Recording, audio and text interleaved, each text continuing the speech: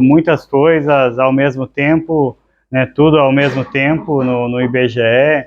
Tem a questão dessa IBGE+, a questão do fim das alterações drásticas no PGD sem respeitar normas do Ministério, a mudança para o Horto no Rio de Janeiro, que a gente, enquanto sindicato, está lidando também com esse assunto.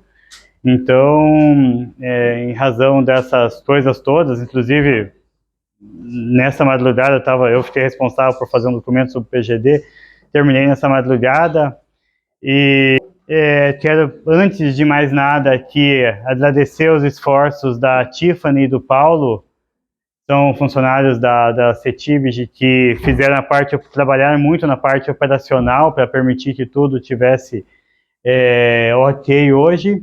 Então, esse encontro dos trabalhadores temporários aqui do Ceará, encontro promovido pela CETIBG e pela CIBG, tem a pretensão hoje de, mesmo nesse momento conturbado do IBGE, a gente aprofundar um pouco uma discussão sobre esse processo que, enquanto outros são muito recentes e perigosos, esse é igualmente perigoso e vem de longa data, que é a precarização do IBGE, tá?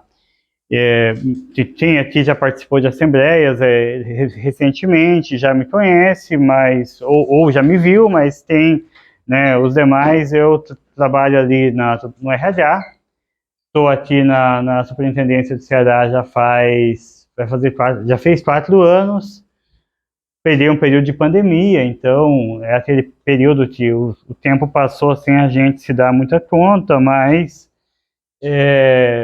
tenho tentado, né, contribuir nas sessões locais. Por enquanto participo ainda das sessões nacionais do Sindicato Nacional no Rio, e aí eu estou fazendo essa apresentação aqui porque, como participei já de alguns momentos e discuti essa questão da precarização, eu pedi para fazer essa introdução, essa fala aqui desse processo que muitas vezes, quando você está no olho do furacão, talvez passe um pouco despercebido o que é essa precariedade, esse regime de trabalho que foi instalado no IBGE.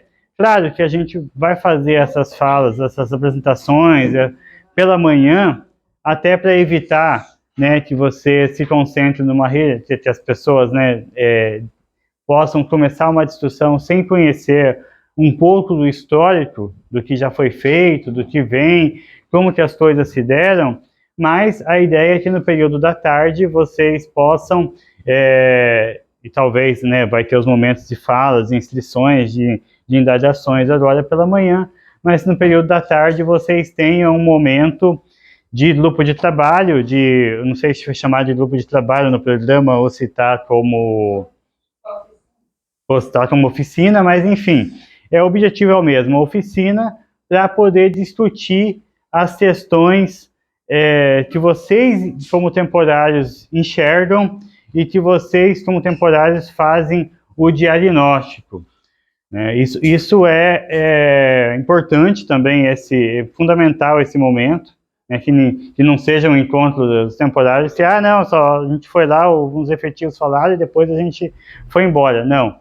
A ideia é que vocês, né, possam fazer esse diagnóstico apresentando a visão que vocês têm dos problemas, o que vocês esperam da entidade sindical, o que vocês esperam que seja aí o próximo, a reivindicação até mesmo do IBGE, o que a gente deve buscar junto ao IBGE, das condições de trabalho, né? Muitas vezes a gente coloca como foco a questão remuneratória, mas tem outros pontos, talvez até não remuneratórios, que sejam talvez até tão importantes quanto.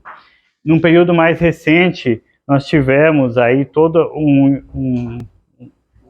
uma luta, o culminar de uma luta que já vinha de muito tempo para alcançar um reajuste, especialmente dos APMs, que vem aí numa defasagem de muito tempo, mas a gente sabe que muitas outras, ainda não é o suficiente, muitas outras coisas demandam de correção. Então, quando a gente fala da implantação do trabalho temporário ao longo das décadas, ao longo dos últimos anos, é importante a gente pensar que esse modelo de contrato como temporário não é algo que sempre existiu no IBGE. Ah, mas como que fazia o censo e tal? Não, no censo já existia. No censo, isso está no IBGE desde as origens.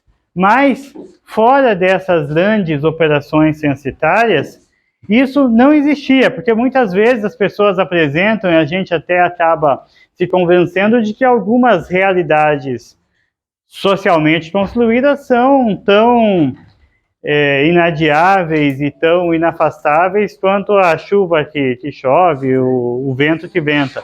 Mas não, essa modalidade de contratação temporária, ela vai surgir no IBGE ali, da forma como a gente conhece hoje, ela tem os seus primórdios no IBGE, no novo modelo agora, ali nessa modalidade, nos anos 90, e ela é uma coisa muito incipiente no início, para algumas pesquisas apenas, porque nós tínhamos um corpo técnico de servidores da casa muito maior. Então, a gente conversa com agências de interior, várias agências do interior de São Paulo, do Paraná, que só foram ter o primeiro trabalhador temporário em atividade não censitária em 2009 e 2010. Até então, não tinham esses trabalhadores, tinha lá 4 servidores efetivos, 3 servidores efetivos, para dar conta do trabalho das agências, daquela agência. E eu quero começar um resgate aqui breve, mas um resgate desde a Constituição, porque antes da Constituição a gente tem muita coisa, tinha a possibilidade das pessoas serem contratadas, né, até existiam concursos, mas no mais das vezes, eram processos seletivos mais simplificados do que são os PSS hoje. E então existia, né, uma modalidade de contratação e tal que não tinha tanta observância ou não tinha observância nenhuma à isonomia, à igualdade. A partir de 88, esse processo é alterado, a Constituição de 88 vai instituir, então, o princípio do concurso público, da licitação para a administração e do concurso público ali para preencher a necessidade de pessoal.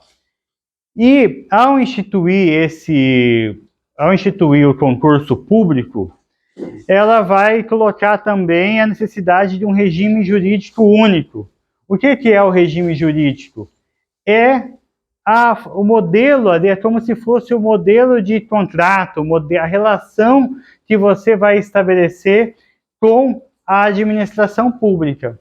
Então, a Constituição de 88 fala, precisa fazer concurso, e essa pessoa contratada pelo concurso vai trabalhar num regime jurídico único. Esse regime jurídico único, ele vai vir depois a ser regulamentado pela 8.112, que a gente chama do Estatuto do Servidor. Por que é o Estatuto do Servidor? Porque a relação do servidor com a administração pública, ela não é uma relação de emprego, ela não é uma relação empregatícia, ela é uma relação estatutária, regida por um estatuto, que significa que as normas comuns ao direito do trabalho não são aplicadas nessa relação, porque é uma relação onde vai prevalecer o interesse público. O Estado vai ter uma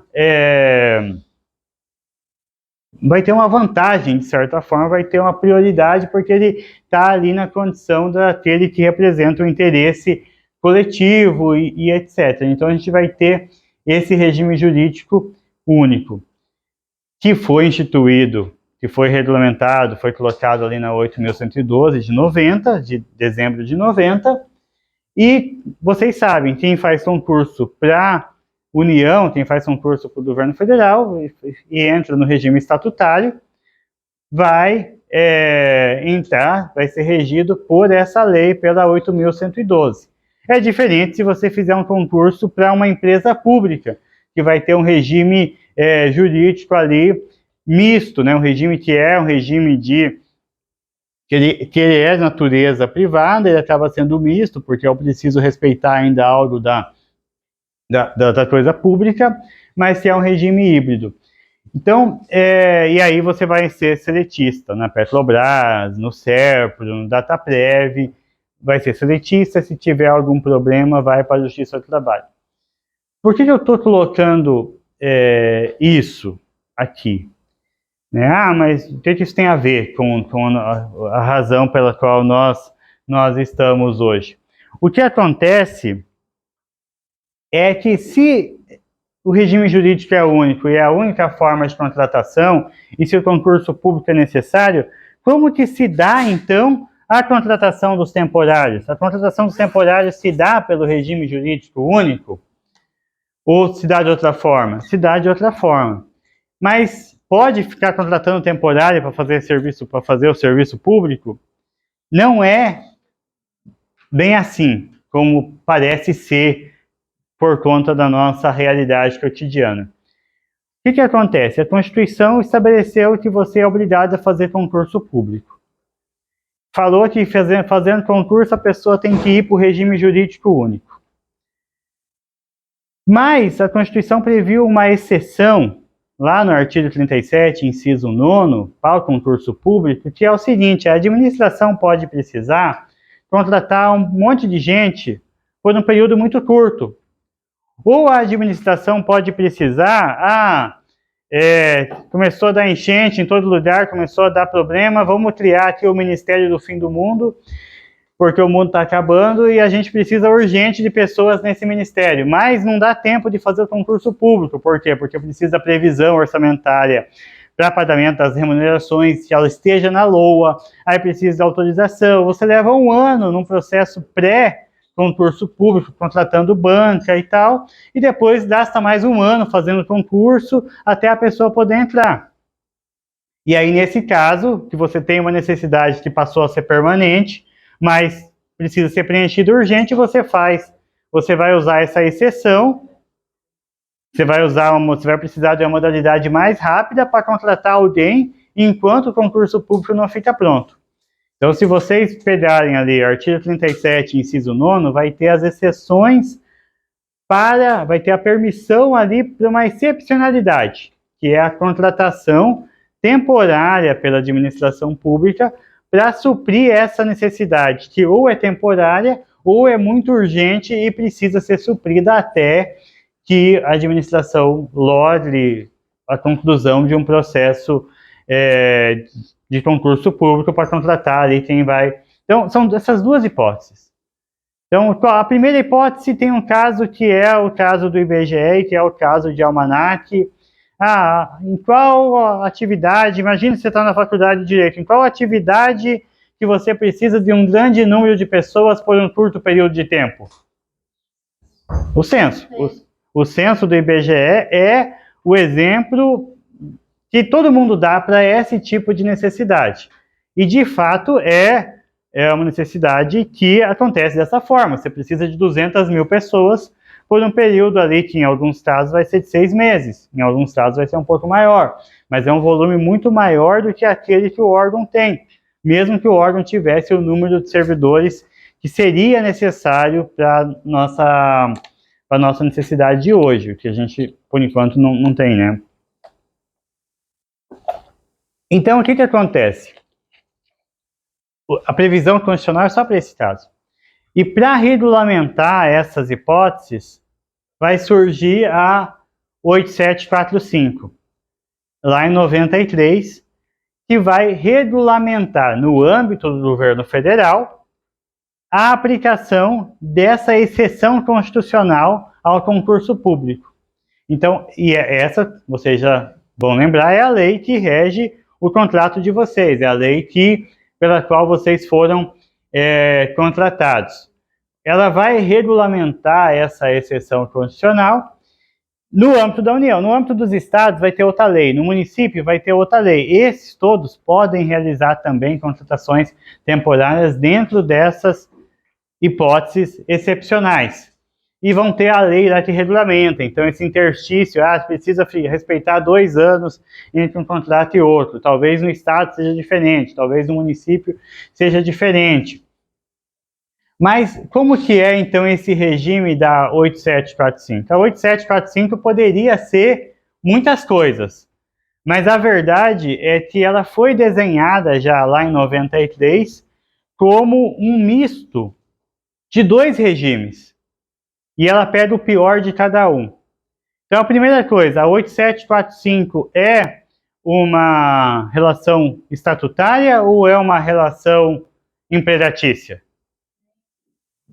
É uma relação estatutária. Para todos os fins legais, é uma relação estatutária.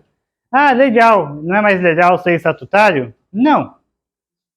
Por quê? Porque se você tem uma relação seletista, trabalha na Petrobras e incorpora uma vantagem lá, uma determinada coisa que está no regulamento da empresa, mesmo sendo empresa pública, mesmo sendo sociedade de economia mista, né, ou no caso da Caixa, mesmo sendo uma empresa pública, porque a Caixa nem sociedade de economia mista é uma empresa pública mesmo, 100% pública, mesmo assim, se você incorpora algo, a legislação trabalhista garante que o contrato não pode ser piorado e você não pode perder aquilo que você incorporou. Então, até a razão disso é que muitas empresas, às vezes, quando a pessoa está perto de se aposentar, acaba demitindo a pessoa ali e contrata 3 no lugar, porque fica muito caro, porque a gente tem que pagar tais e tais direitos, porque não pode mais piorar o contrato. Mas que ninguém sai aqui defendendo reforma trabalhista por conta disso, porque no fim das contas a empresa contrata a pessoa como consultor depois, porque não descobre que os 2, 3 que ela contratou não dão conta de fazer aquilo. Mas o que acontece?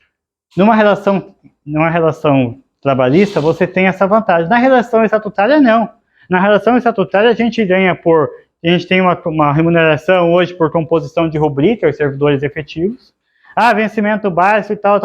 Amanhã o governo pode publicar uma lei e falar, não, agora vai ser assim, o vencimento elementar vai ser a gratificação quântica do não sei do que, e vai ser tal coisa.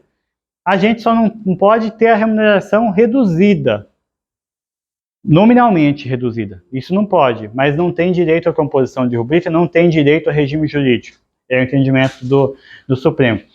E o servidor não tem esse direito, mas ele vai ter a estabilidade e tal, que acaba servindo como contrapartida. O trabalhador temporário, ele vai estar nessa relação como estatutário, e o primeiro grande prejuízo que vocês têm é que vocês não têm acesso à justiça do trabalho. Então, o estatutário é legal, eu prefiro o estatutário. Não tem acesso à justiça do trabalho. Isso já é algo que cria um dificultador, um complicador muito relevante para a busca de direitos. Por quê? Porque a justiça do trabalho é uma justiça especializada. Quando você vai lá e discute uma questão interjornada, intrajornada, discute uma questão de assédio, o juiz está treinado, todo o corpo técnico daquela vara que vai receber o processo está treinado para enfrentar aquele assunto de forma mais eficiente, de forma mais séria. Não é que a justiça do trabalho, como muita gente defende, ela sempre defende o trabalhador. Não, a gente vê um monte de notícia por aí que a pessoa foi para a justiça do trabalho, não teve sucesso, teve que pagar sucumbência mais recentemente. No entanto, é uma justiça que entende daquilo.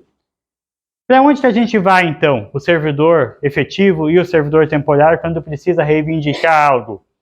Vai para a Justiça Federal Comum. Então, aquele juiz que talvez até ontem estivesse julgando crimes federais, estivesse julgando questões tributárias, estava julgando questão de falência e concordata, estava julgando contrato, licitação pública, questões administrativas de outra natureza, de repente está numa vara federal comum e vai receber, vara federal civil, e essa vara federal civil vai receber o processo ali que a pessoa está reivindicando um dano moral, está reivindicando uma hora extra não paga, e isso cria uma dificuldade para reivindicar direitos que é muito sério. Então, é algo tão relevante que lá no Paraná, só para ilustrar, lá no Paraná a gente tinha um caso que tinha as agências que eram sediadas na unidade estadual, hoje superintendência, e tinha muito trabalho à noite, tinha muito trabalho à noite, porque as pessoas agendavam entrevista da PNAD, especialmente, à noite, porque é o horário que estavam em casa, enfim, a agência marcava, concordava, agendava, porque era o jeito de conseguir fazer a coleta. Em um determinado momento, contrataram motoristas terceirizados. Terceirizados são seletistas, porque eles respondem à empresa terceirizada. E chegou uma hora que deu problema, por quê? Porque, não, a gente vai ter que rever tudo, porque os terceirizados, os motoristas estão saindo e estão indo para a Justiça do Trabalho dizendo que um intervalo interjornada, que é 13 horas entre a entrada, entre você terminar uma jornada e iniciar outra, que esse intervalo não está sendo observado. E aí, então, quando você não observa, você tem que pagar essas horas como hora extra.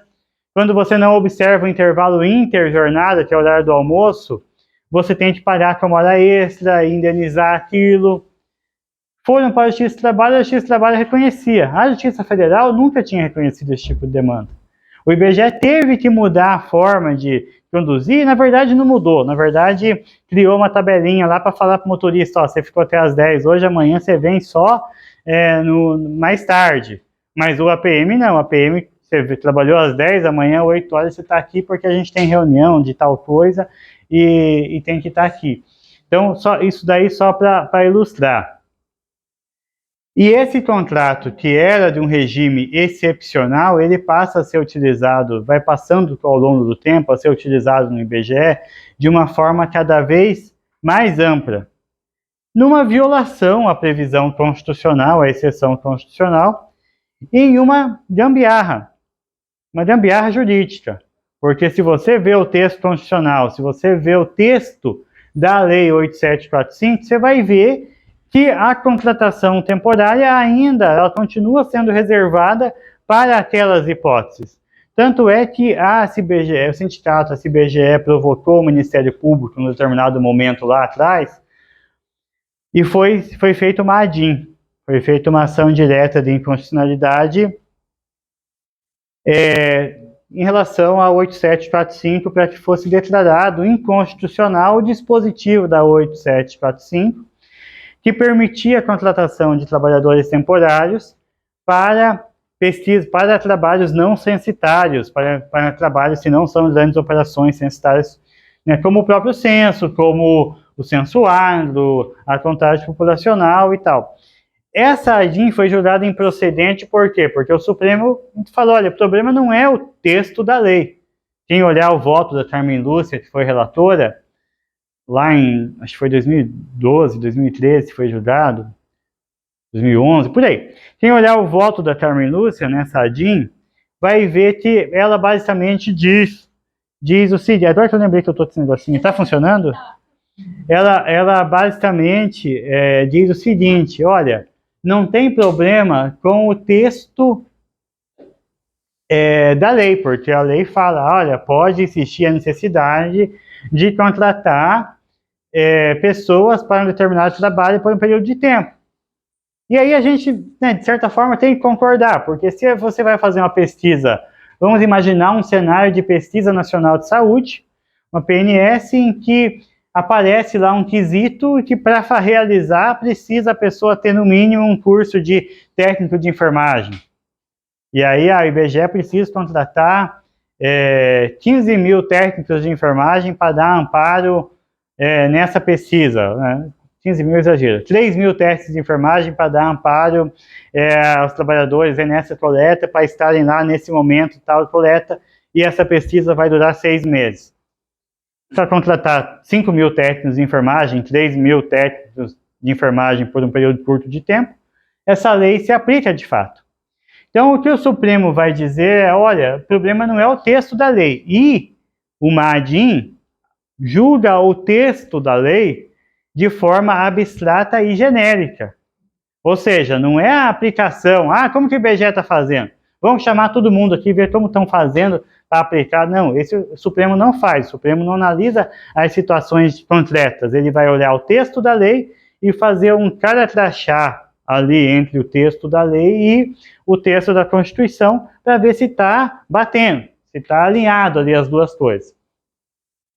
Então ele olha isso e fala, não tem problema. Se tem um problema na aplicação, aí vocês vão ter que discutir isso nas vias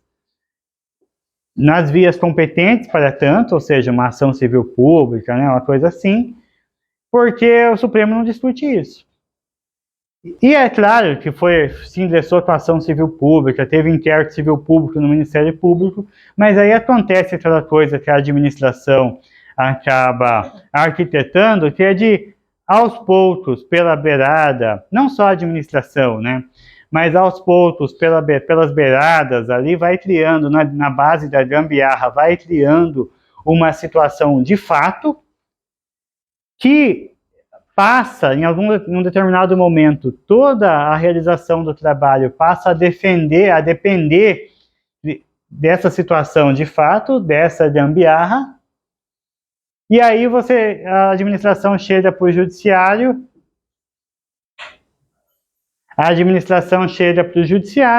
e vai dizer, olha, se você mandar parar isso daí, o serviço não vai sair. O problema vai ser um problema para a administração pública, vai ser um problema para o interesse coletivo e tal, e o judiciário fica com receio de se imiscuir ali no executivo, que vai estar alegando, né, a separação dos poderes e tal, e isso fica difícil de reverter. Tanto que agora, para quem está acompanhando essa história do IBGE+, a gente tem um senso de urgência muito grande em combater essa fundação de direito privado que foi criada. Por quê? Porque é tudo uma gambiarra tão grande também, é tudo um negócio tão feito nas coxas, assim, que é meio claro que quem está elaborando sabe que isso vai ter que ser alterado em algum momento. Mas provavelmente estão esperando o quê? Dar tempo de construir uma relação de dependência, fazer, enfim, para chegar um momento que eles possam dizer, não, se parar isso aqui, para tudo. Então, o contrato temporário, aos poucos, foi se transformando nisso, mas ele é uma gambiarra jurídica ainda. Não tem como dizer, vai ser contrato temporário em toda a administração, como é no IBGE, porque seria uma ousadia muito grande. O IBGE consegue justificar isso para a opinião pública porque as pessoas têm uma dificuldade de compreender que a penalidade contínua é contínua, né? Que não é mais 4 meses como era antigamente. Então, o IBGE estava aplicando isso, mas você vai ver que em outros lugares o contrato temporário não é, pode ser grave, mas não é a situação como é a do IBGE de ter mais trabalhador temporário do que efetivo. Agora, então, qual que é o risco desse contrato para além do IBGE? O IBGE virou um grande laboratório de precarização, né? Um grande laboratório em que você testa ali o limite do quanto você pode pagar mal, testa o limite de quanto você não precisa oferecer condição de trabalho, e isso vai funcionando como um laboratório para eventuais reformas administrativas e transformações. Eu, particularmente, e aí é uma opinião que é minha e nem tanta gente compartilha dela, mas eu não acho que essa modalidade de contrato temporário vai estar existindo no IBGE ainda daqui a 15 anos, na hipótese do IBGE continuar existindo daqui a 15 anos, né? Porque da forma, na toada que a gente está, talvez nem exista o IBGE, mas se o IBGE continuar existindo, não acredito que esse contrato temporário esteja sendo empregado daqui a 15 anos como está hoje. E eu digo mais, eu acho que essa transformação vem muito antes disso. Provavelmente isso vem numa reforma administrativa alguma transformação dessa modalidade de contratação que hoje está restrita ao regime estatutário, provavelmente vai ser restrito, vai ser ampliado para outras formas de contratação menos pantanosas do que a 8745, mas ainda assim longe daquilo que nós temos como ideal para um Estado forte.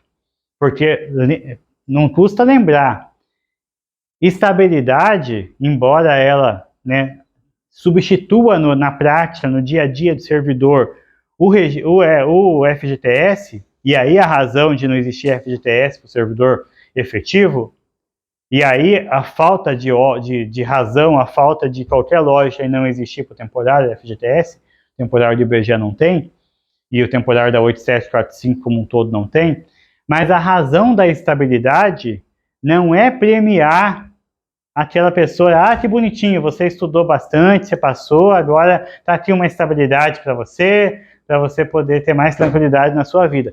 A estabilidade não é isso, a estabilidade ela vai surgir, o interesse primordial da estabilidade, o interesse primeiro da estabilidade é a defesa do Estado. Imagina se a pessoa que está ali na aduana, está ali no controle da Receita ali no aeroporto de Guarulhos, se a pessoa tem uma relação ali que ela pode ser demitida amanhã, depois da manhã, tem um ministro de Estado passando ali com um colar ali de, né, uma situação hipotética, um ministro de Estado passando ali com um colar que vale ali 5, 6 milhões de reais, e você vai falar assim, não, se isso aqui não está declarado, se isso aqui não teve a retenção do tributo, ou não foi declarado como patrimônio da União, que seria isento, você não vai poder entrar disso aqui não, a gente vai reter o ministro de Estado. Agora, mais recentemente, os casos, mais recentemente não tão recentemente, porque, né, tem outros casos mais recentes, mas caso dos fiscais do Ministério da Agricultura, que pegaram várias irregularidades no JBS, enfim, muitos desses agentes, provavelmente, não teriam condições de agir dessa forma se não estivessem ali protegidos pela estabilidade, porque muito provavelmente, ainda que dessem, que com aquilo, fazendo aquela ação, conseguissem proteger o interesse público, no outro mês, por um outro motivo, inclusive, por uma outra razão, estariam desligados da administração pública e estariam demitidos.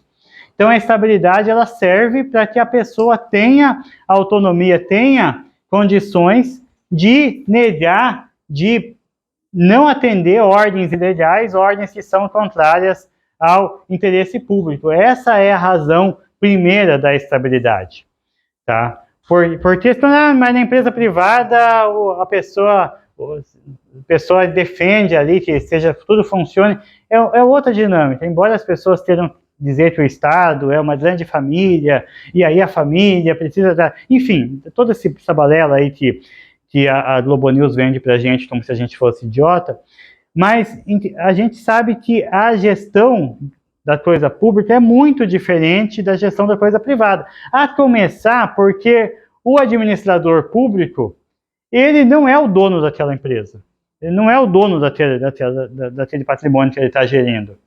Então, ele não é a pessoa, não, eu vou cuidar bem disso aqui porque eu vou deixar para os meus filhos, meus netos. Não.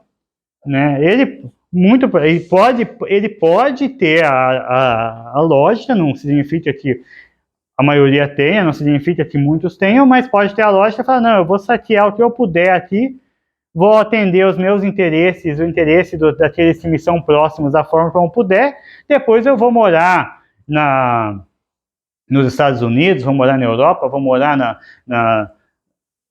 os mais radicais vão morar até em outros países que tem menos tributação, e vou sair daqui, né, numa lógica de colonialista e de saque mesmo. Então, a começar por aí, a administração da coisa pública é muito diferente.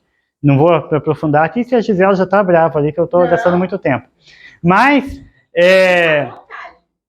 Mas o que acontece? Mas, portanto, a estabilidade existe para isso. E quando você tem um regime que não tem essa estabilidade, você está colocando em risco o próprio interesse público, que foi, né, que teve um esforço tão grande para ser protegido no texto constitucional ali de 88. Então, o que é essa ADIM que eu coloquei aqui? Não, você está doido, você já falou da ADIM lá contra 8745. Não, essa ADIM que eu deveria ter falado se eu tivesse seguindo aí a coisa, é outra ADIM. O regime jurídico único, ele nasce lá nos anos 90, só que, nasce com a Constituição de 88, lá no final dos anos 80, só que no governo do FHC, ali menos de 10 anos depois, eu acho que muitos nasceram aqui, já o governo FHC já tinha terminado, a maioria talvez, né? Mas o governo FHC já tinha terminado e tudo, enquanto vocês nasceram, só que assim, a Constituição é muito recente ainda e vem o governo FHC, que é um governo de cunho neoliberal, e o governo do FHC vai fazer o quê? Vai falar, olha, precisa de várias reformas. E uma das reformas que o governo do FHC leva em campo e consegue aprovar é uma reforma administrativa, lá em 98, se eu não me engano, que ele acaba com o regime jurídico único. Mas peraí, você não falou que tem um regime jurídico único até agora e tal? Tem, então calma aí, ó. Essa parte precisa atenção, porque senão fica uma doideira. A Constituição criou o regime jurídico único, a administração só pode contratar por esse regime. Criado o regime jurídico único, passou uns anos, o FHC diz, não, isso aí fica muito caro, a gente precisa contratar gente para a administração pública pela CLT, por umas outras coisas aí mais baratas, que dê para demitir, para desligar mais fácil. Então vamos acabar com isso. Aí fez uma emenda constitucional para alterar, portanto, aquela Constituição 88, para derrubar o regime jurídico único. Conseguiu aprovar essa emenda constitucional. Vários atores políticos, o PT inclusive, foi para o STF e conseguiu no STF uma liminar suspendendo os efeitos dessa emenda constitucional. Então, mais uma vez, regime jurídico único, vamos acabar com ele, aprovamos uma PEC. O Supremo suspendeu os efeitos dessa PEC, dessa emenda constitucional, por liminar. Qual que é o resultado? O regime jurídico único continua vigente até agora, mas em razão de uma liminar de 2002, se eu não me engano, do Supremo Tribunal Federal. Então está vigente, mas tem uma espada de Damocles ali em cima, que ele está vigente por força de uma liminar, tá? Que foi concedida. E por que isso é relevante nesse momento? Porque esse ministério que aí está, inclusive, só abrindo parênteses, vocês vão ver, se vocês pegarem nas tabelas das agências reguladoras e tal, né, vocês vão ver que tem gente que recebe por subsídio, tem gente que recebe por outra forma, e tem gente seletista nas agências reguladoras. Aí você pensa, mas que diabo que contrataram seletista para a agência reguladora, sendo que servidor e tal? Foi nesse intervalo entre a aprovação da emenda constitucional, que acabou com o regime jurídico único, e a derrubada dessa emenda, a suspensão dessa emenda por força de uma liminar do Supremo Tribunal Federal, aconteceu do governo resolver contratar por CLT. Provavelmente essas contratações por CLT teriam se espraiado, teriam sido adotadas de forma mais ampla se não fosse a suspensão da emenda. Mas aconteceu que a emenda foi suspensa, o governo, aqueles que foram contratados pela CLT permaneceram contratados pela CLT, os demais, o governo não pôde mais usar essa forma de contratação, E quero chegar aqui a dois fatos, duas coisas que parecem, no primeiro momento, não ter muita relação. A Esther Dweck, que é a ministra de Gestão e Inovação, ela tem falado que o governo pretende fazer uma reforma administrativa, mas não aquela reforma administrativa defendida pelo Arthur Lira, que, né, que foi colocada ali no governo Temer, governo Bolsonaro, que é uma reforma maluca, que você faz concurso, contrata 10 pessoas, põe num estágio dentro da administração para ver quem vai melhor, e depois fica com uma como efetivo, né, um ambiente muito saudável, mas não é, a Esther Dweck diz assim, não é essa reforma que a gente quer, mas a gente quer uma reforma administrativa que nós pretendemos que seja infraconstitucional. Ou seja, uma reforma administrativa que, a princípio, não depende de uma transformação constitucional, que ela pode ser feita só por instrumentos legais. Altera a 8.112 aqui, altera a 8745 ali, enfim, vai fazendo um remendo aqui, um remendo ali, né, nesse grande Fiat Maréia que virou a administração pública. Mas, o que acontece? Paralelo a isso, tem um outro fato acontecendo. Depois de mais de 20 anos, o Supremo pautou para a votação a ADIM, que suspendeu os efeitos ali do fim do regime jurídico único. Ou seja, o Supremo pautou para a votação agora no mês de outubro aquela ADIM na qual existe uma liminar, e ele vai votar se mantém a liminar e julga definitivamente sem efeito a emenda constitucional lá do FHC, ou se ele fala, não, a liminar, a gente vai caçar a liminar, e de fato o regime jurídico único acabou. Porque, só um detalhe, a liminar, ela foi dada por uma questão formal, por uma questão de forma dentro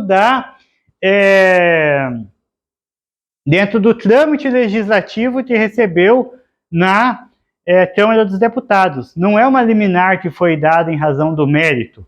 No mérito, a liminar não viu problema. A liminar foi dada em razão de questão formal. Então, essa liminar vai ser julgada pelo Supremo e pode ser que, ao validar, que ela valide essa emenda constitucional, essa ADIM vai ser julgada, e pode ser que a liminar seja mantida ou não. E não sendo mantida, aquela emenda constitucional do FHC vai ser resgatada, vai voltar a vigorar. Por que estão fazendo isso agora? Porque o Supremo, coitado, o FHC já está com 99 anos, e eles querem votar isso a tempo dele ver se a reforma dele vai funcionar. Então, provavelmente não é isso. Provavelmente, quanto maior a esfera de poder do judiciário, maior vai ser o entroncamento dela ali com as análises, as avaliações políticas. Então, assim, é óbvio que a candidatura do Marçal não foi cassada em São Paulo. Por quê? Porque é um município muito grande, porque ele tem intenções de voto muito altas, mas fosse lá o candidato maluco da minha cidade, lá no interior de São Paulo, a Piaí, já estava preso já uma hora dessa. Então, é lógico que o judiciário faz esse juízo, e quanto maior a esfera, maior a ligação. Disso, né? Você vai perceber isso, assim, da onde que tem governador cassado? Em Roraima, em Amapá, talvez algum no Centro-Oeste ali, para o judiciário mostrar poder, mas aonde você vê um governador do Rio Grande do Sul, um governador de São Paulo, um governador de Pernambuco cassado? Aí não, você não vê. Então, essa ligação do judiciário, não estou aqui acusando, falando, não, tem que fazer o impeachment do Xandão. Não, longe disso. O que eu estou falando é que o judiciário, se você não tiver um apadrinhamento político, você pode ser o juiz mais brilhante que for. Talvez você chegue para desembargador Sim, muitas conexões políticas, porque tem ali a questão de classe e tal, ser bem relacionado dentro do tribunal. Mas ninguém vai chegar a ministro do STJ, ninguém vai chegar a ministro do TSE, ninguém vai chegar a ministro de tribunais superiores se não tiver essa relação política construída e uma análise de avaliar as consequências jurídicas as consequências políticas das decisões jurídicas. Então, é muito possível que o Supremo esteja pautando isso nesse momento para criar aí uma válvula, uma oportunidade para a administração pública resolver aí vários problemas.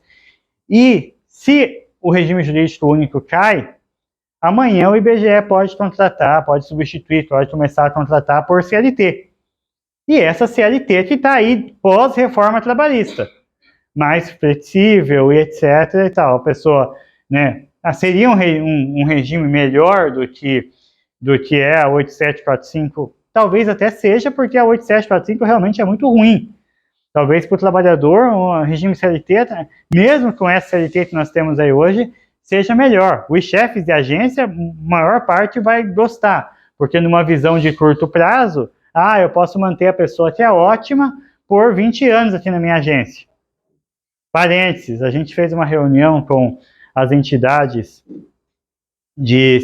com os representantes sindicais, né, das entidades de ciência e tecnologia da América do Sul, e a gente estava conversando com o pessoal do IDEC, de todo mundo, o pessoal do IDEC da Argentina é os mais ferrados.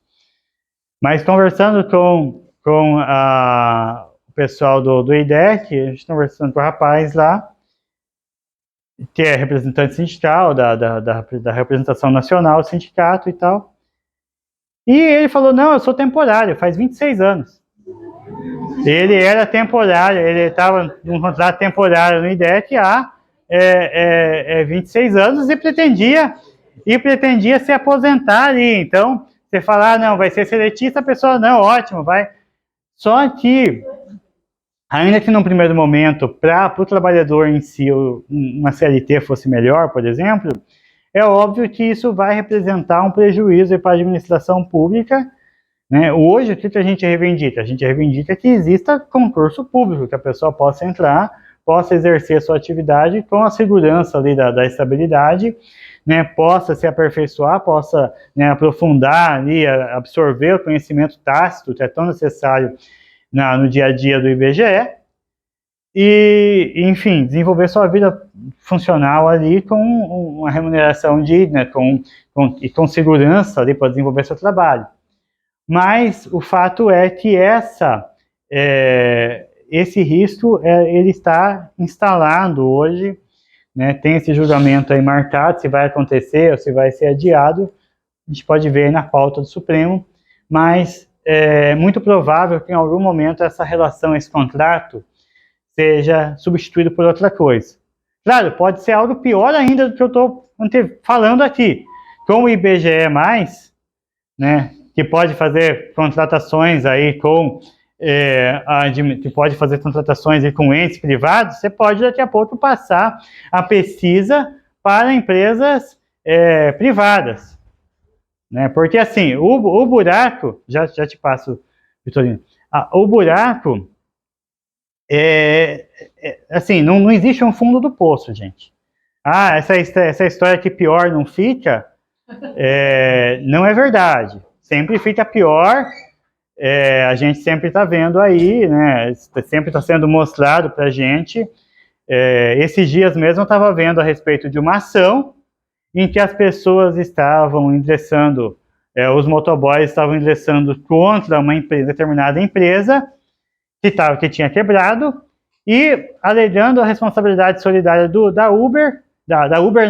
iFood, porque o iFood contratou uma outra empresa para fazer a gestão dos contratos dos motoristas e dos motoboys, e aí quebrou. Então, assim, pode ser que daqui a pouco alguém, né, num cenário meio Mad Max, que fale assim, não, vamos criar, cada superintendência vai fazer as contratações das empresas aí para fazer as suas coletas, e aí, o fulano lá é chefe aposentado de agência, ele vai montar uma empresa, vai atrás ali de ex-APMs para fazer a coleta, né, e vamos fazer assim. Então, pode ser muito pior do que isso, mas pode ser ainda pior do que um regime seletista e tudo, mas esses riscos estão colocados no horizonte, e é importante a gente debater isso, porque essa precarização, quando a gente fala iFood, quando a gente fala Uber, todas essas,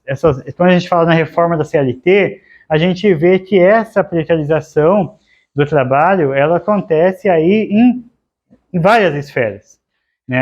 A ideia que a tecnologia vai possibilitar que a gente trabalhe menos e tenha mais qualidade de vida não está se aplicando, não está acontecendo por conta de uma desigualdade muito grande, né? De uma concentração de renda, especialmente de capital, muito grande, que faz com que o que aconteça na prática se você precisava de 3 programadores, se você tinha 3 programadores na equipe antes, e agora o ChatGPT consegue escrever várias coisas de forma automatizada ali, mantém um programador que fica ali mandando código para o ChatGPT, avaliando o script, e demite os outros 2. E esse, usando ali, vai assumir toda a carga de trabalho. Então, o que a gente vê com a tecnologia, na verdade, é essa precarização, e discutir isso é necessário não só nas cercanias do IBGE, mas, né, no mundo do trabalho como um todo. Quando a gente vê o criador do ChatGPT aí defendendo renda mínima universal, algo que a gente estava acostumado a ver só o Suplicy falar, não sei se vocês conhecem um senador que foi senador por São Paulo, Suplicy, que ele fala da renda básica universal em todo lugar que ele vai. Quando a gente vê o cara do ChatGPT falando isso, porque é o jeito de garantir que as pessoas vão ter renda para consumir, para ter um pouco de receio no futuro, porque, né, não estamos falando de alguém que tem aí, né, aspirações ou inclinações comunistas. Daniel, você pediu para...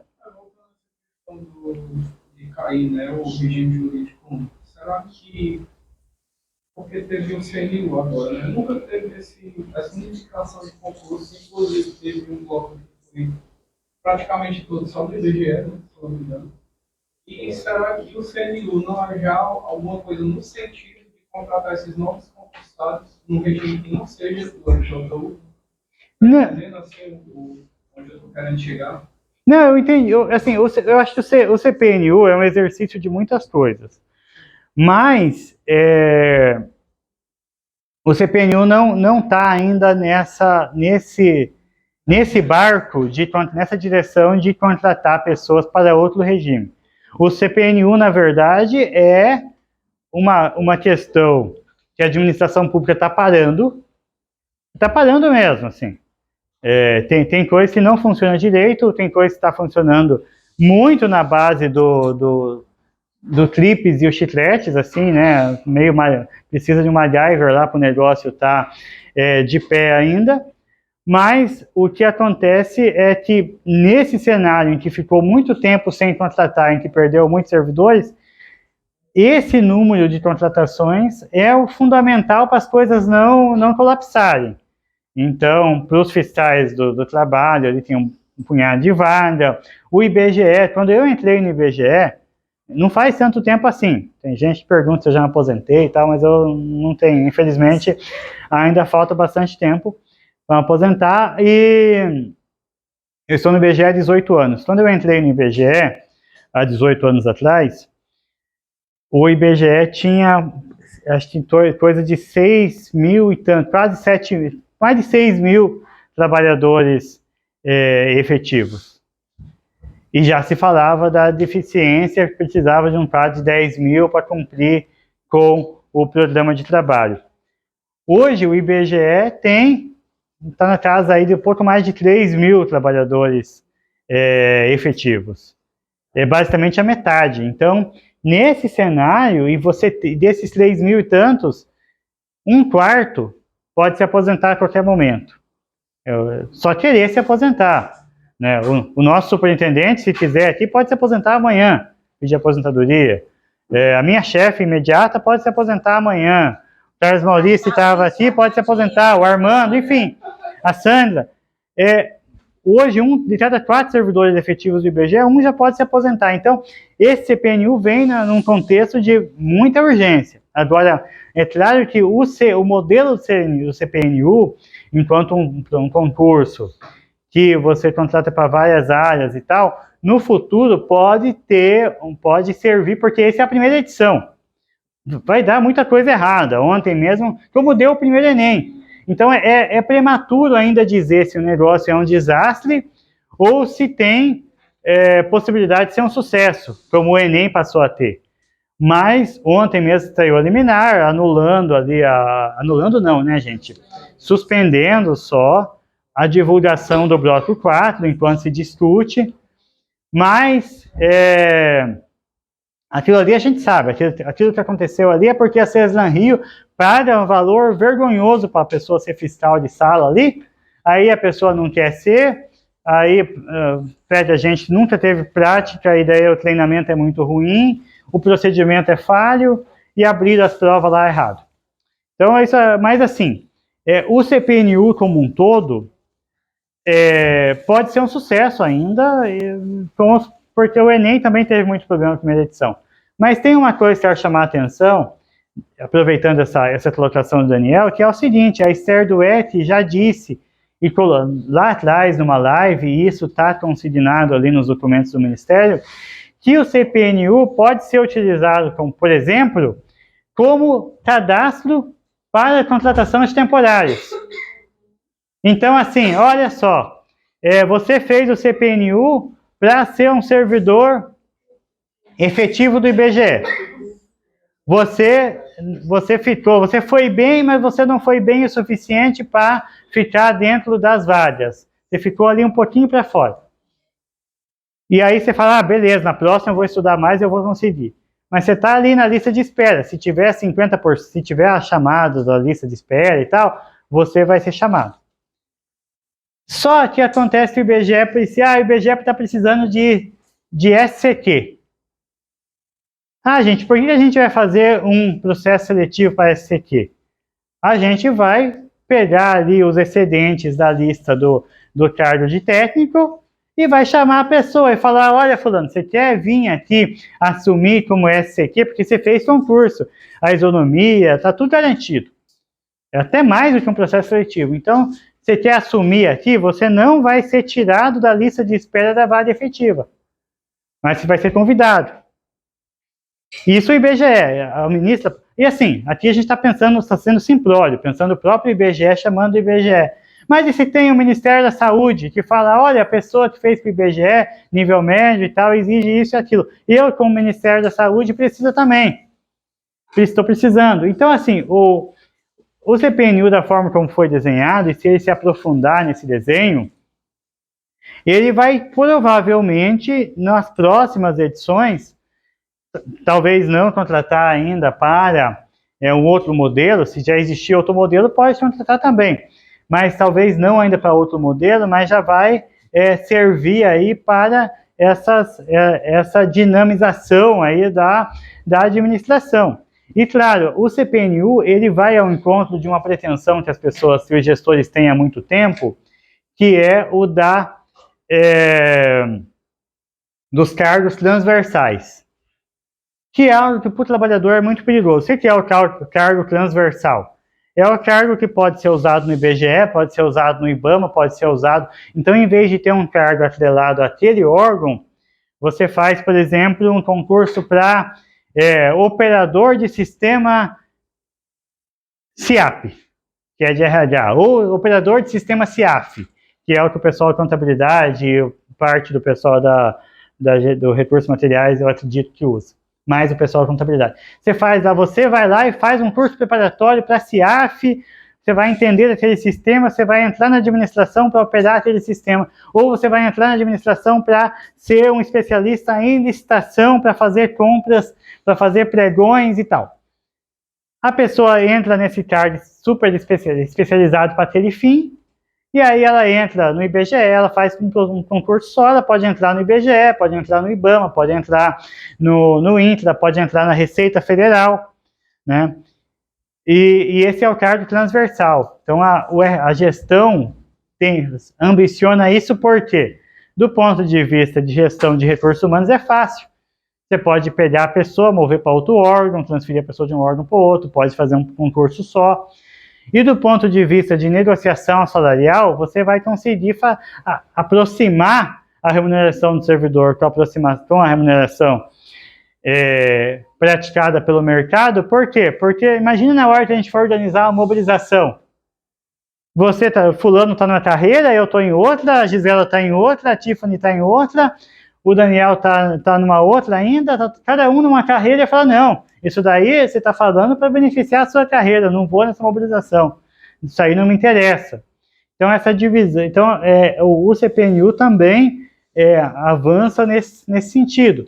Agora, claro, é um processo como um todo que tem fatores favoráveis, fatores desfavoráveis, mas que em alguma medida pode aí, claro, contribuir para esse desenho que a gente está vendo no futuro. Aqui, ó, agora eu vou, para ser mais sério mesmo, eu só quero dizer assim, que esse contrato é o pior de dois mundos, porque o contrato temporário no IBGE, ele pede o pior da CLT e ele pede o pior do estatutário, da 8.112. Então, estabilidade é bom? Não tem.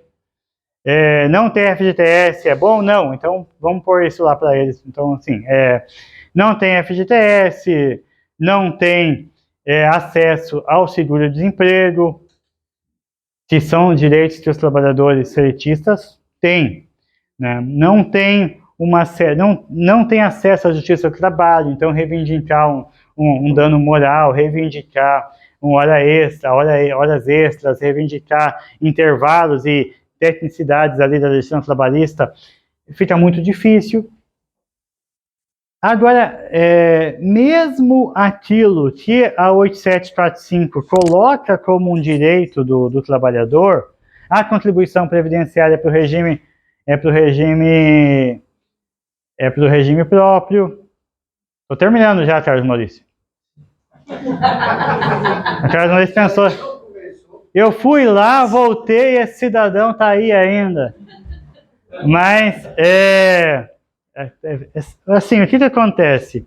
A contribuição previdenciária, ela existe, vai para o regime geral, né? A contribuição de vocês então vai para o regime do INSS. A estabilidade provisória da gestante é algo que foi reconhecido só muito recentemente mesmo, acho que não tem 2 anos, né? E assim, não é que a pessoa permanece no vínculo. O que acontece é que o IBGE desliga, mas faz a indenização desses meses, que seriam de estabilidade provisória. Por que está destacado aqui essa indenização de 50%? Porque isso é um direito que está previsto na 8745 e o IBGE aplica o contrato de uma forma a burlar essa previsão ainda. Quando vocês entraram no IBGE, vocês entraram com a promessa, com a perspectiva de ficar quanto tempo? 3 anos. Até 3 anos. Mas assim, a maior parte das pessoas fica 3 anos. Se não fica 3 anos, metade é porque pediu para não ficar os 3 anos.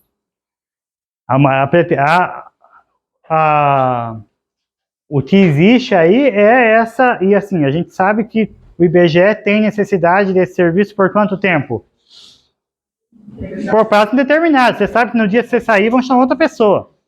Não é um serviço para 6 meses, não é um serviço para 1 ano, não é um serviço nem para 3 anos. É um serviço que assim, você saiu porque você pediu para sair, porque acabou seu contrato, porque seu chefe não quer você mais, vai ser chamado outra pessoa. O que a lei, a 8745, prevê? Fala, olha, essa lei se aplica nessas hipóteses, estão no texto constitucional, vai ser contratada por um período de tempo, vai ser, né, ou porque é um serviço que só se aplica por um período de tempo, ou porque é uma contratação emergencial, enfim, você vai contratar por essa razão, e você vai contratar pelo tempo que precisar, e na hipótese em que você precise desligar a pessoa antes desse período, ou vai ser uma hipótese de justa razão, justa causa, né, em que você vai ter que apurar ali, vamos fazer um procedimento administrativo para apurar a conduta da pessoa e desligar a pessoa. Ou, se você não tem isso, você vai precisar indenizar o período restante. Vamos imaginar um cenário em que o contrato fosse renovado que o contrato fosse celebrado por 1 ano. Imagina o cenário em que o contrato é celebrado por 1 ano. Imagina uma situação fora do IBGE, para ficar mais fácil. Imagina que você fala, processo seletivo Ministério da Saúde, aconteceu o Aedes aegypti aí é muito eficiente, achou uma nova doença para transmitir, né, a dengue, a chikungunya, estava pouco no portfólio dele, pegou mais alguma coisa e surgiu uma doença nova que o Aedes aegypti está fazendo, e vamos fazer um esforço maior para combater o Aedes aegypti, o mosquito. Vamos contratar as pessoas por 1 ano nesse esforço. E eu fui contratado nesse esforço aí, vou trabalhar para o Ministério da Saúde por 1 ano. Passou 6 meses, passa 6 meses, e eles falam, não, aqui nessa região não vai precisar mais desse contrato, ou, por alguma razão vão me desligar. Mas falta 6 meses do contrato. Então, a administração vai ter, pela redação da 8745, vai ter que pagar a metade dos meses faltantes. Ou seja, vai ter que pagar o equivalente a 3 remunerações, porque ainda faltava 6 meses. Então, assim, como que o IBGE contorna isso, para não pagar isso em hipótese alguma? Renovando o contrato ou mês a mês, ou no máximo 3 meses. Né? E mesmo quando você faz a avaliação de 3 meses, e só depende de uma nova avaliação daqui a 3 meses, o que acontece é que a renovação do contrato acaba sendo ali feito mês a mês, o termo aditivo ali mês a mês, e aí essa indenização não é paga nunca. Mas, enfim, dos direitos assegurados, uma coisa que não tem, além da FGTS e acesso ao seguro-desemprego, que é o que é mais grave, assim, que é o que é mais sensível na realidade do trabalhador, não tem a prorrogação da licença paternidade. Já vou avisando aqui que aqueles 15 dias a mais ali, não tem. A prorrogação da licença gestante, os 2 meses ali para a mulher tem, mas a paternidade são só 5 dias. Para os servidores efetivos tem uma prorrogação de 15 dias, então 20 dias no total. Nós temos também a indenização de campo, que é um direito negado, que é algo que a gente colocou, que foi colocado na campanha salarial desse ano. Agora, resolvida essa questão, parcialmente resolvida a questão remuneratória, abrida pela questão do SCQ permanece, mas parcialmente resolvida essa questão remuneratória mais emergencial, vai ser colocado mais fôlego na questão da indenização de campo, que é um grande absurdo hoje, né, isso não ser pago ao trabalhador temporário. Não vou entrar nas minúcias disso, mas é uma interpretação ridícula e cria uma situação de fato muito complexa e grave, que é o efetivo vai a campo e recebe, o temporário vai junto com ele e não recebe. Alguns direitos negados, que estão em azul, são coisas que o IBGE poderia garantir, que não depende de lei, que não depende de entendimento ministerial, como o acompanhamento de pessoa da família, para afastamentos ali curtos ali, e mesmo para questões mais graves, mais longas, e a celebração do contrato com prazo razoável, ou seja, uma renovação de contrato pelo menos aí de 6 meses, para que a pessoa tenha uma segurança maior no desenvolvimento do trabalho, possa ter uma previsão maior da sua vida particular e, no caso de rompimento do contrato não justificado, possa ser indenizado.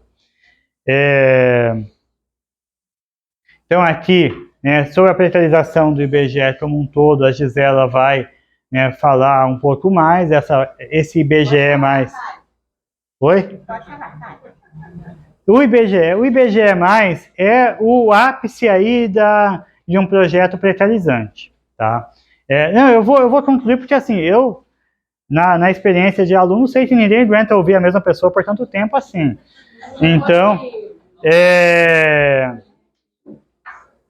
mas, na questão de orçamento, esse IBGE+, é um aprofundamento de um quadro que vem de muito tempo, que é já essa proliferação de convênios e parcerias. Módulos inteiros da PNAD foram feitos em razão de parceria de convênios com o Ministério da Saúde e outros ministérios, né, até sobre tabagismo, que no fim das contas servia até para bancar despesas que não eram, que eram da PNAD como um todo. E o IBGE passou a depender desse tipo de expediente para conseguir tocar a vida no dia a dia mesmo. É uma precarização, um subfinanciamento muito grave no IBGE, que vem sendo construído aí ao longo do tempo. Nós, recentemente, agora na terça-feira, agora me deu um branco aqui, no dia 2, foi feita uma live, eu acho importante, assim, que quem puder, que vocês assistam, uma live sobre esse IBGE+. A vantagem de ver depois é que dá para pôr ali no 1,5, 1,65, dá uns saltos ali, em quem você já sabe que a fala não vai contribui muito, mas é uma live que é rápida até, e tem falas muito importantes ali, porque o IBGE cria essa fundação IBGE+, como uma fundação de apoio, embora seja no modelo jurídico até então inexistente, que é uma fundação pública com regime de direito privado, e as fundações de apoio não são isso, na lei de fundações de apoio, mas, embora o IBGE adote um modelo diferente, ele cria uma fundação de apoio.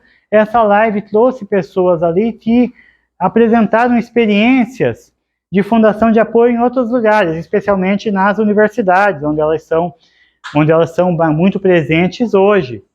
Mas não só. Um exemplo alarmante, por exemplo, é o do Butantan. O Butantan tem uma fundação que passou a se confundir com o Butantan. O Butantan mesmo não faz mais concurso público, que é estadual do governo de São Paulo, e tem uma fundação que contrata pela CLT, e quase todo mundo que trabalha no Butantan hoje é seletista contratado pela fundação num regime privado. Então, a chance disso acontecer dessa forma no IBGE é muito forte, especialmente porque o discurso de que não tem como receber dinheiro de estatais, quando a gente começa a se aprofundar, e a gente tem se aprofundado nesse estudo, a gente percebe que é um discurso falacioso. O IBGE tem mecanismos, até mesmo a Vasmária Bivar, ex-presidente do IBGE, que não é nossa amiga, mas ela fez um artigo no Globo que vale a pena ser lido, trazendo que, olha, algumas formas, em algumas parcerias, alguns convênios, é mais complexo para conseguir receber o dinheiro, mas é possível receber. Além disso, a gente sabe que o IBGE tem um fundo que poderia ser regulamentado e tal, para receber até dinheiro privado. Mas o X da questão essa IBGE+, não pretende uma relação com empresas públicas, como está colocando. Tudo o mais aponta que o que se pretende na verdade, relações com privados. Receber dinheiro de privados, e a gente não sabe se essa relação é para oferecer o serviço, ou se é uma relação também que vai adquirir serviços desses privados. Então, nesse sentido, nós temos muito receio aí, e isso vem, né, claro, num cenário aí de grande, que tem todo um histórico de precariedade no IBGE. Então, aqui a precarização se manifesta em dois aspectos: pela força de trabalho, contratação pela 8745, a gente vê que pela 8745, mais recentemente, Pois vejam, antes você tinha só o APM, depois passou a ter o APT, depois passou a ter o SCT. Agora já estão criando modalidades novas.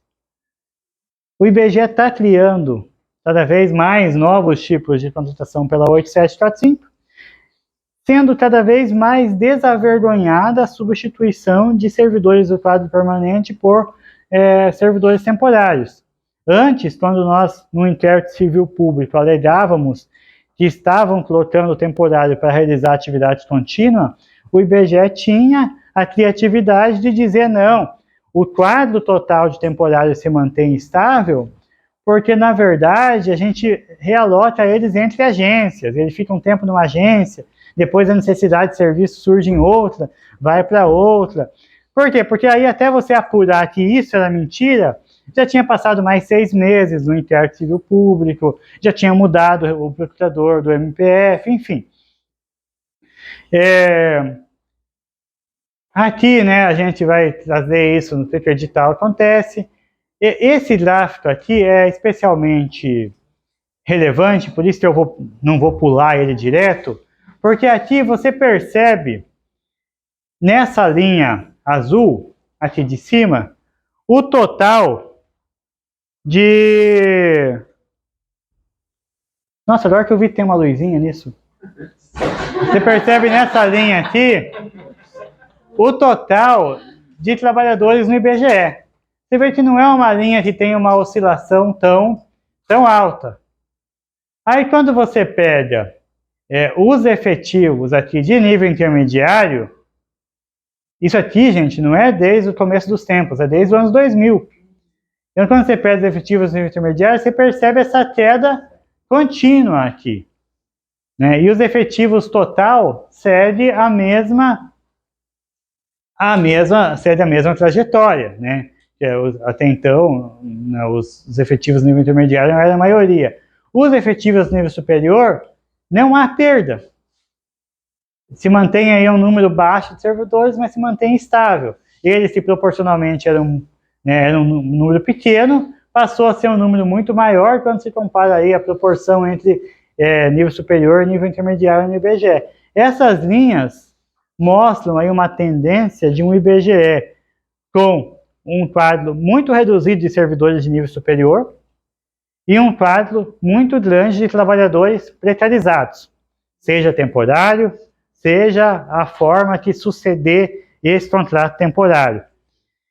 E, portanto, né, esse concurso público agora, tendo essas vagas de nível intermediário que surgiram, foi algo que se deu com muito esforço, porque a pretensão do governo federal como um todo é não contratar mais nível intermediário, e são poucos concursos de nível intermediário que você vê no âmbito federal.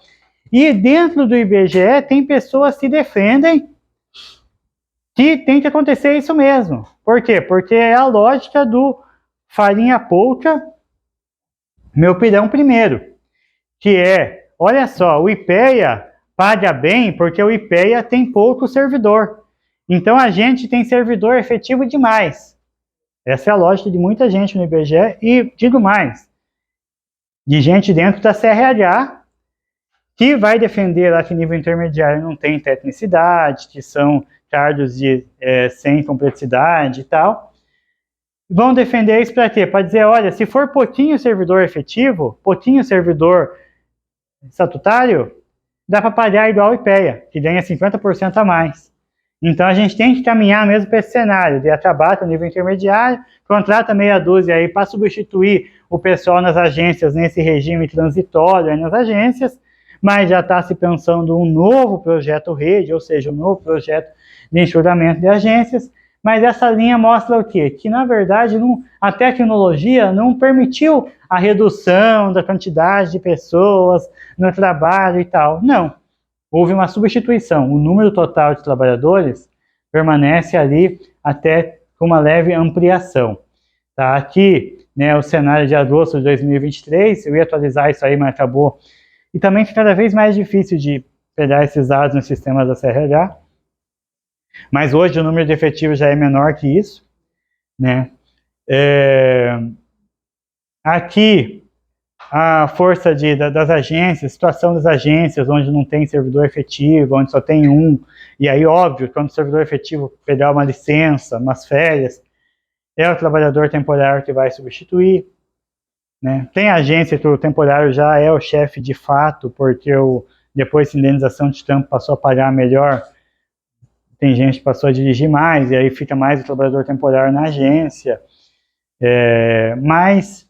enfim, aqui são questões de quadro, né, situação, a situação do IBGE, aí, né, adota ali uma posição de Badri ensaboado sobre a forma que usa esse contrato, mas alegando aqui que gera economia e tudo, as consequências da substituição, enfim.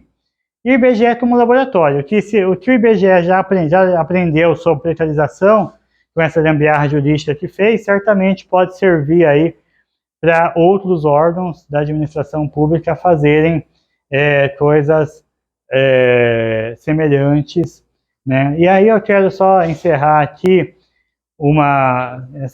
essas colocações, dizendo que assim, eu acho bastante importante, né? Vou passar aqui a palavra para a Gisela, que na verdade a minha fala é só uma introdução. E aí depois da fala de Gisela, a Gisela vai abrir aí para perguntas, para coisas, se alguém fizer uma pergunta também, ou uma colocação, né, que queira que eu responda, eu vou estar à disposição aqui.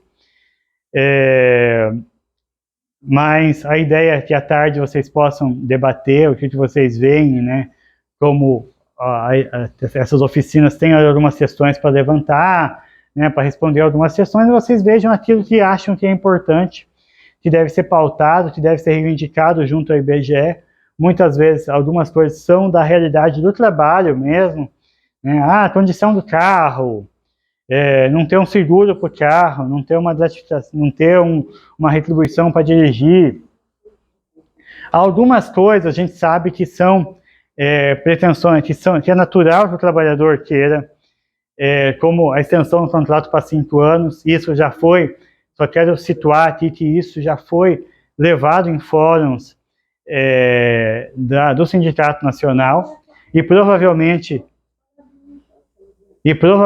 voltará a ser levado, e é legítimo que seja levado, mas é um ponto muito controverso, porque a administração tem muito interesse nesse ponto, porque para a administração é interessante e é uma economia de recursos. Mas, quando se chegou pela última vez num Fórum Nacional de Sindicato, esse ponto não passou como ponto de defesa do Sindicato Nacional, em razão de que a maioria dos que estavam ali como delegados viram essa forma que representava uma economia para a administração como uma oportunidade ali de ampliar ainda mais o uso do contrato e de tornar o uso do contrato mais barato para o IBGE. Então, toda a pauta... então, assim, são pessoas contra o trabalho temporário.